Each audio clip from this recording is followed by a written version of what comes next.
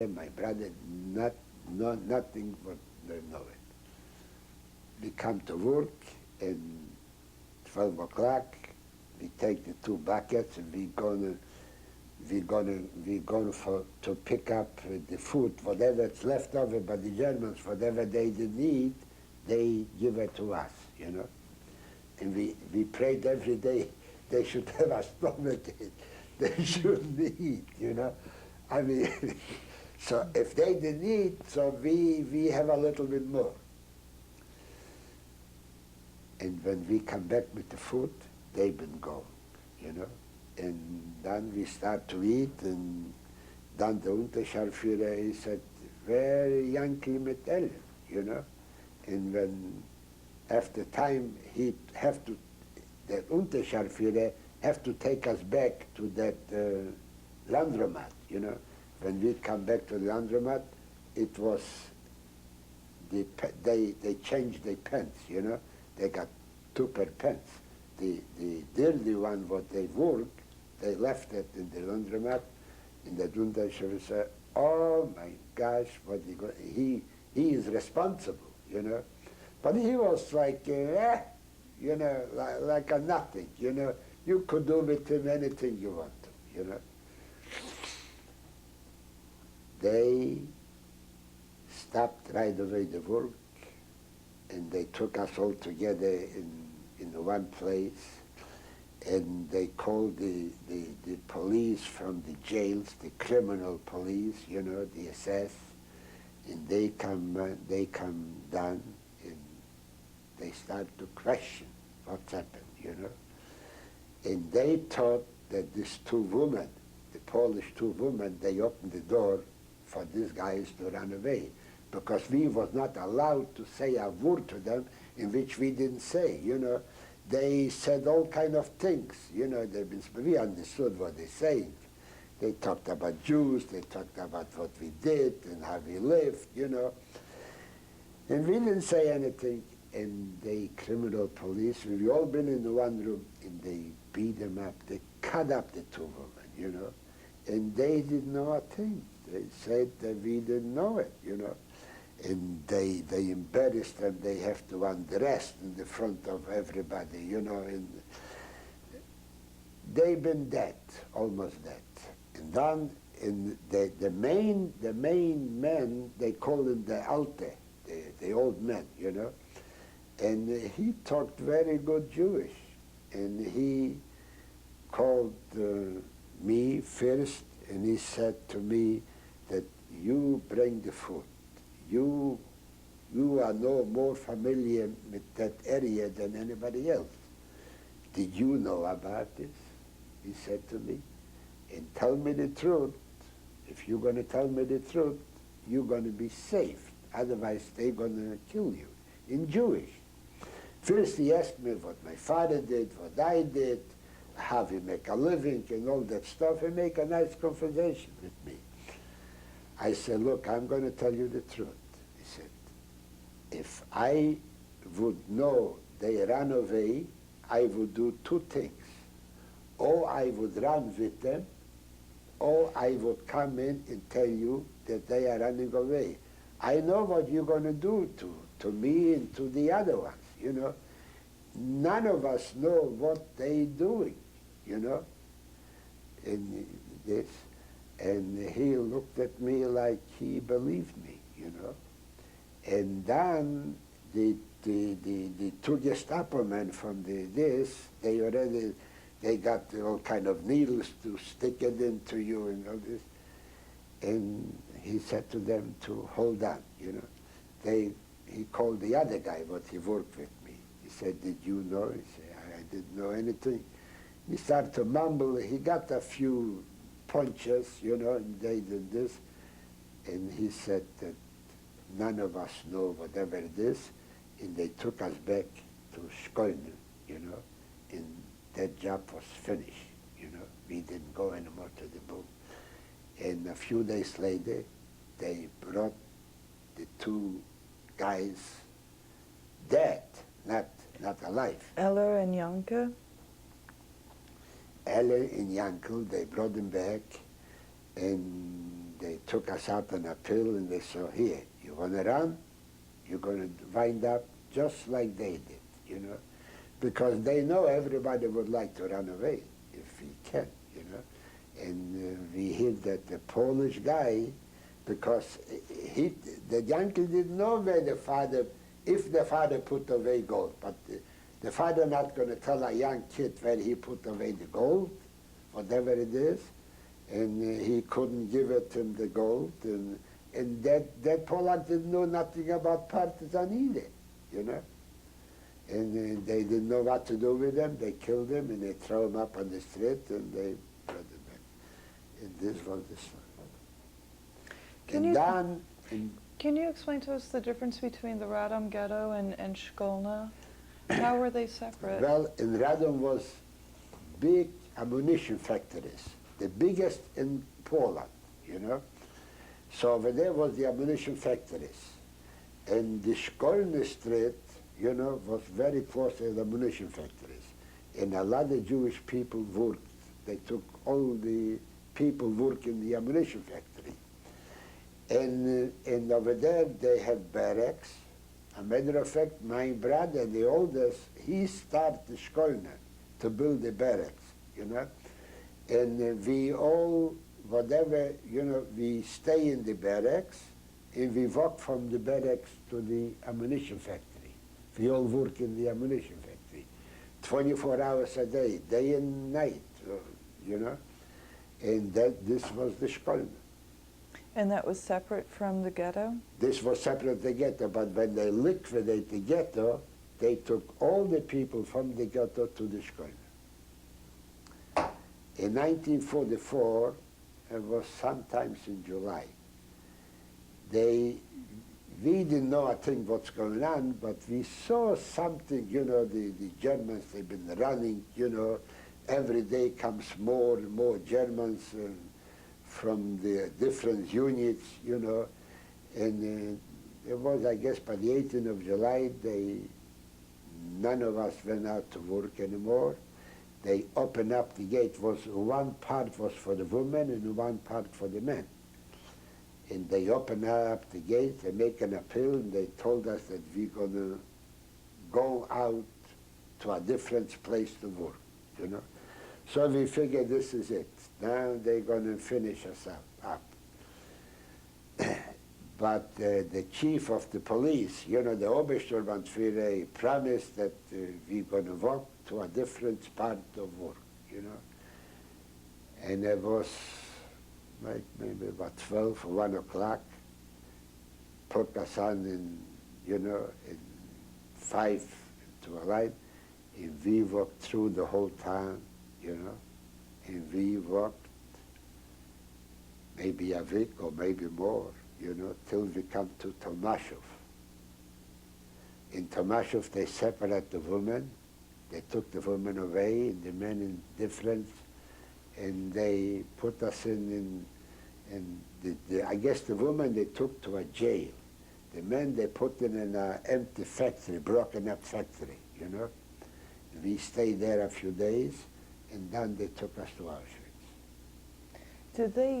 Did they take everyone from the ghetto to Tomaszów?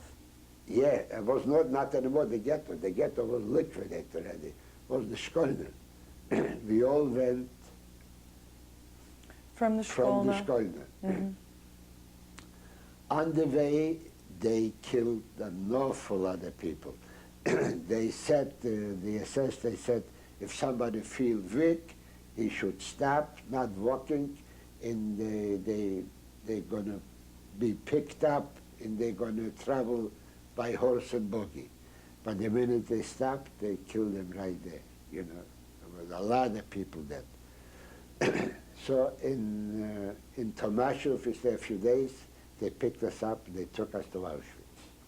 How'd you get to Auschwitz? By train, from Tomaszów by train. When we come to Auschwitz, we never know that Auschwitz is existing, that a crematorium is existing. Did you know anything about death camps? No, we never know about Auschwitz, you know. When we come to Auschwitz, and we stood up in the line, I am more sure that that time Eichmann was there. He was a tall guy, but we couldn't look.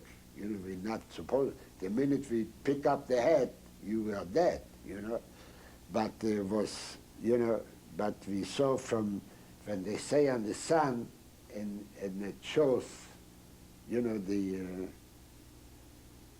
when you say on the sun, and then you see the Shadow. the shadow, you know. So we saw the tall men, you know.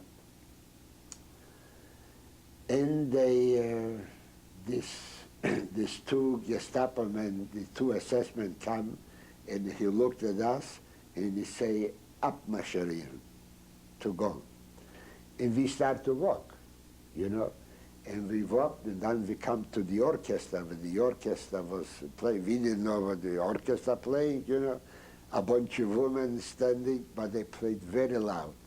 And we walked far from the orchestra, and they told us to stop, and we stood up, that ausziehen, that we should get undressed. We got undressed. And we saw over there the place where you go into the Badezimmer, you know. Into the what? To the body, to the shower to rooms? the shower, yeah.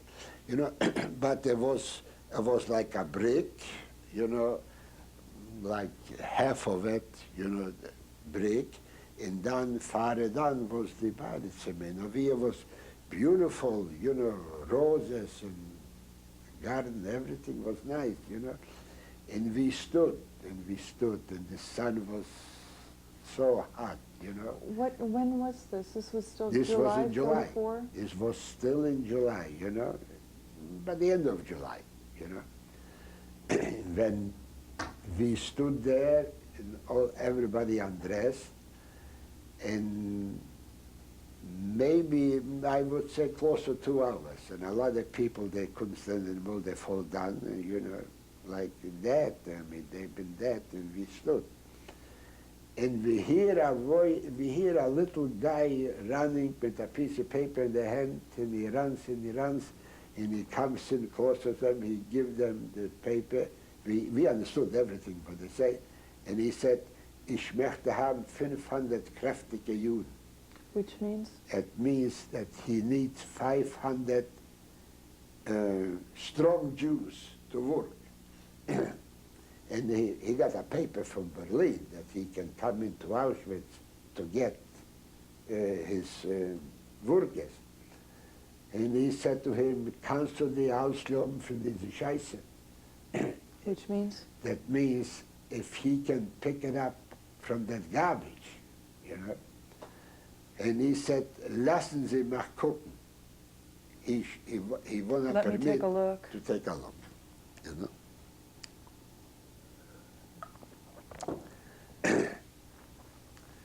He give him that that thing, that peich, That stick? that stick with this, and he said that he gonna go look us over. So everybody said one to the other one, "Blow up you chicks. We've been skinning more," you know. And he runs and he goes back to these two Germans. He say, "Ein bisschen Beflegung, die kommen zurück zum Leben." That means a little bit food, we come back to life. He said, "Pick him up." And then he said, on whom he going to point that stake, they should walk out 2 feet, you know. And I was lucky, my brother too, we've been between the 500, and they took us right away back to a wagon. They give us the striped suit, you know. The tall one got a shorts thing, but we exchanged later on. And they see, the reason I don't have a number, if you stay overnight in Auschwitz, you get a number, you know. My wife stayed overnight, she had a number. But my number was there, 1462. And they took us right away to a train. They give us a piece of bread and a piece of marmalade, and we took us in a train. And probably 3 or 4 days we wind up to be in Germany in a camp Weihingen. This was not too far from Stuttgart. In Weihingen, they took us to a factory, Kohlmetalle. Can you spell that for us? I would Okay. Over there, also stones, you know. I mean, you have to go under the ground and break up stones and pick it up. And we worked over there till they bombed the factory. When was that? This was in '44. And then they need to work at an airport.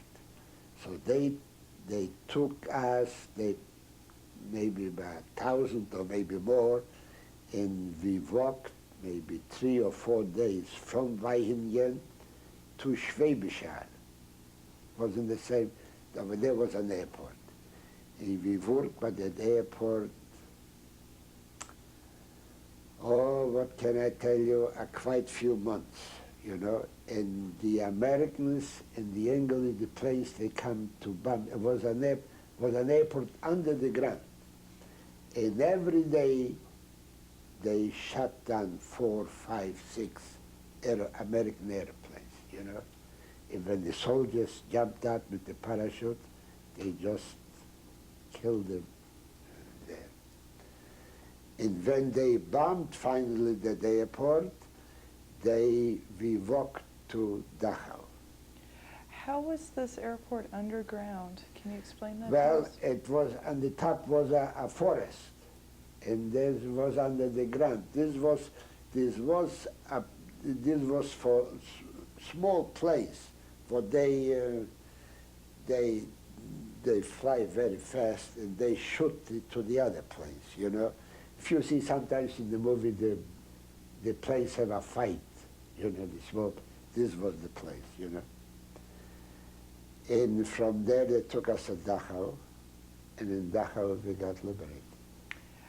They took you by train to Dachau? No, we walked. Or you walked, you said? We walked maybe 2 weeks. More than 60% got killed, you know. And we come into Dachau, oh my gosh, it was so terrible.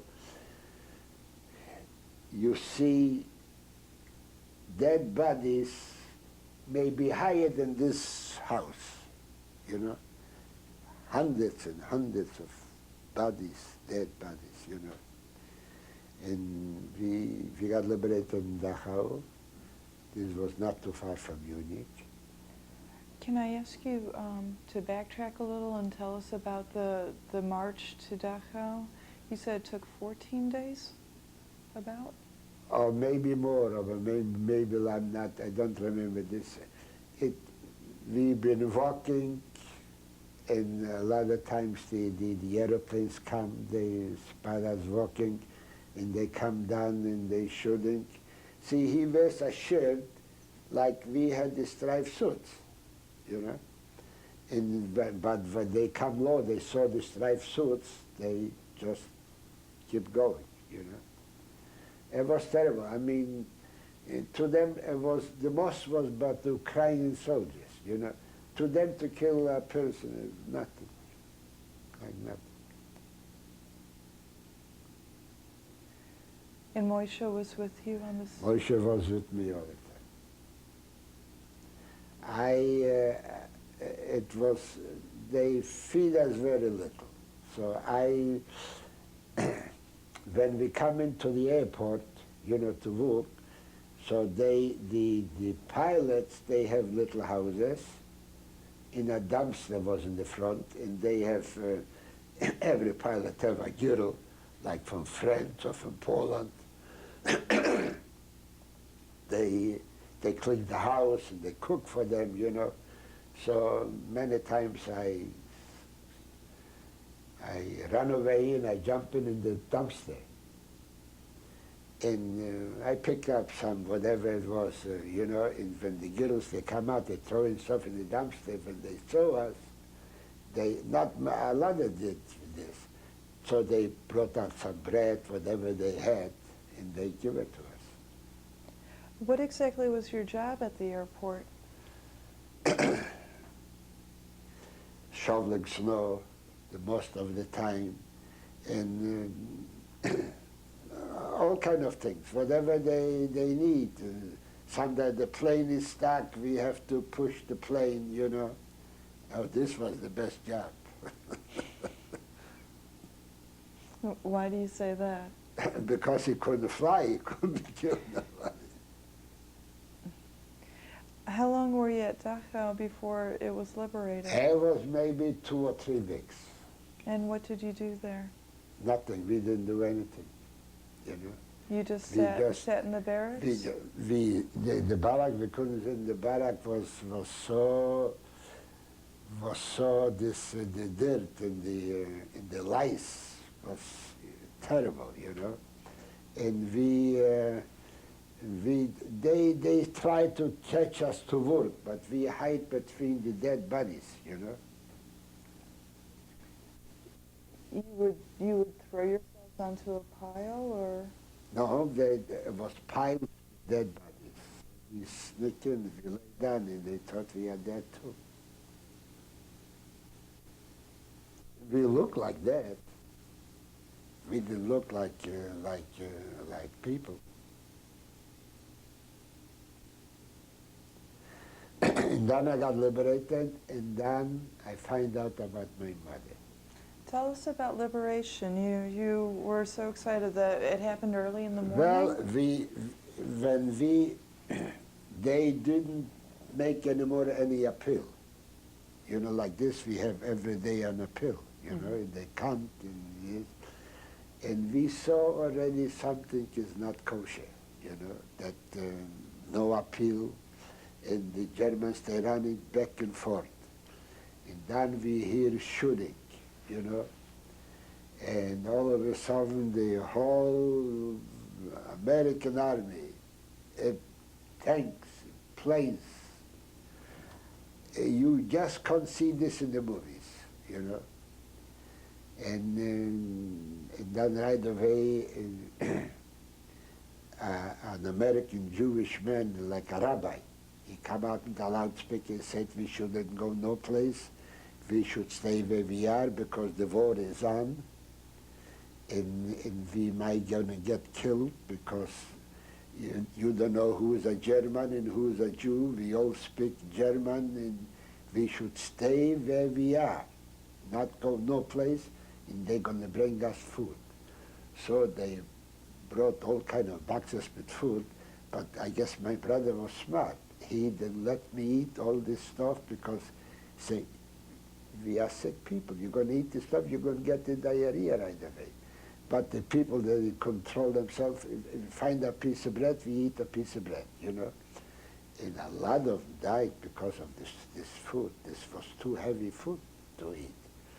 And then they brought us soup, you know, and we ate the soup we ate. And they took us right away to hospitals, you know. And Right. they took us to Feldafing. You said that you also saw General Eisenhower at But this was Dachau? later. Okay. This was later, you know. This was later already when my mother was with me. This was by the high holidays. And when exactly were you liberated? I was liberated, I know exactly, the 29th of April, but between 9:30 and 10 o'clock. Oh, I don't forget this. I have quite few people in Cleveland when we liberated. We have a pretty nice party.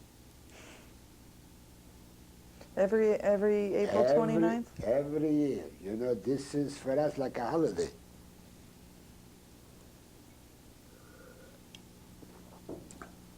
And how do you celebrate it? Well, with whiskey and all kind of speeches. We, you know, They all come to my store. And you have the celebration at your Oh, store? yes, a few bottles of whiskey, and anybody comes in, and the neighbors from the street, they come in, and we have a few drinks, and oh, yeah, sure. Okay, so tell us about, you left Dachau and you went to a hospital? They took us, they took us to Feldafing. We have to give up the striped suit, and they put us in pajamas, you know, and right away to the doctors, and a lot of the doctors come, you know, and they checked us out. And most of the time I was in the hospital. About how long were you in the hospital? I had a couple operations. I have a rupture. So I was in and out. I was operated twice in Feldafing, you know. And then I find out about my mother. Okay, but I want to hear about your mother on the next tape. Oh. Let's stop here Okay. and let's go ahead and begin the next tape and we can talk about your mother.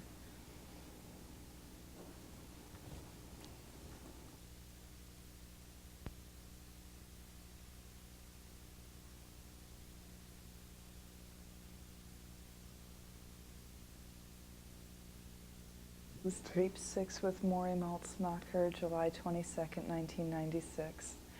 Okay, so tell us about your mother, please. I was in hospital. And that time, when they looking for families, everybody come to the hospital and read by the doors the names. And one young girl comes in, and we've been 8 in a room, you know, 4 beds over there and 4 beds over there.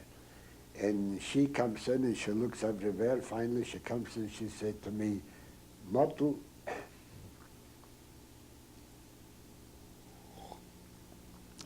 I said to her, what do you, from where are you coming? What are you doing over here? Her name was Rivka. She said, 2 weeks ago I was by your mother. I said, what? By my mother? She said, your mother is in Prague, and she works in a restaurant with your sister Rushka and another bunch of girls together. They're washing dishes and they're cleaning the floors. And she don't know nothing about you, you know. And she gave me the address, you know, in Prague. I didn't know what to do. I said, my gosh, what do? The doctor comes in. I said, Doc, I have to go to my mother. He said, you are not in a position to go nowhere. You have to be there. I said, nothing gonna stop me, you know. My brother comes every day to visit me in the hospital from the camp, you know. And I told him, I said, look, Moshe, you're gonna stay over here. I'm gonna find, I have a pajama, that's all I got, you know.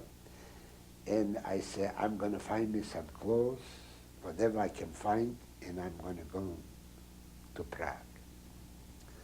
I have no idea where to go, what to do, you know. And it was an old nurse, a German woman. I said, look, you probably a mother, a grandmother. I say, you take all my stuff, what I got, bring me a shirt, a pair of pants, and a pair of shoes, and maybe a jacket. She looked at me, she said, did the doctor permit you? I said, I'm not going to ask him if he permits you or not.